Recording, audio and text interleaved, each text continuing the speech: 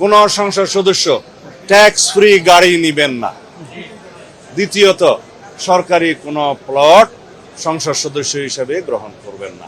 দেশে আর কোনোভাবেই mob culture সহ্য করা হবে না বলে ঘোষণা দিয়েছেন নবনিযুক্ত স্বরাষ্ট্রমন্ত্রী সালাউদ্দিন আহমদ।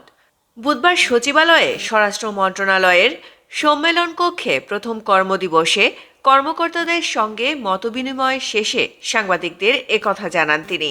মেধাভিত্তিক, প্রযুক্তি নির্ভর, জ্ঞান নির্ভর জাতি গঠন করতে হবে। মন্ত্রী বলেন, দাবি আদায়ের নামে সড়ক মহাসড়ক অবরোধ করে উচ্ছৃঙ্খল জনতার সংঘবদ্ধ আক্রমণ বা মব সৃষ্টি করা যাবে না। তবে যৌক্তিক দাবি থাকলে গণতান্ত্রিক উপায়ে মিছিল, সমাবেশ ও স্মারকলিপি দেওয়ার সুযোগ অব্যাহত থাকবে। তিনি জোর দিয়ে বলেন, গণতান্ত্রিক ধারা চলবে, কিন্তু মব কালচার শেষ। এই জাতির প্রত্যাশা সবকিছু আমাদেরকে পূরণ করতে হবে গণতান্ত্রিক পদ্ধতিতে। স্বরাষ্ট্রমন্ত্রী আরও জানান, স্বরাষ্ট্র মন্ত্রণালয়কে সম্পূর্ণ দুর্নীতিমুক্ত করা হবে।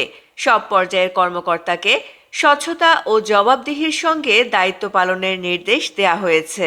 কোনো ধরনের অবৈধ তদবির বরদাস্ত করা হবে না বলেও সতর্ক করেন তিনি। আইনশৃঙ্খলা বাহিনীর কেউ অপরাধে জড়িত থাকলে দ্রুত তদন্ত করে ব্যবস্থা নেয়ার কথাও জানান মন্ত্রী। এই দেশে সংসদ সদস্য হলেই যে মানে সবার উপরে হবে বা যেটা আমরা বলি যে মোর ইকুয়াল হবে, সেটা আর হবে না। পুলিশের ভাবমূর্তি পুনরুদ্ধারের ওপর গুরুত্ব দিয়ে তিনি বলেন, পুলিশকে জনগণের বন্ধু হিসেবে গড়ে তুলতে হবে। জনগণের আস্থা ফিরিয়ে আনাই হবে তার অগ্রাধিকার। এই জাতির প্রত্যাশা সবকিছু আমাদেরকে পূরণ করতে হবে। এর আগে মন্ত্রণালয়ে পৌঁছালে মন্ত্রীকে ফুলেল শুভেচ্ছা ও গার্ড অব অনার দেয়া হয়। সভায় স্বরাষ্ট্র মন্ত্রণালয়ের সচিব দেলোয়ার হোসেন সহ ঊর্ধ্বতন কর্মকর্তারা উপস্থিত ছিলেন। MCTV US।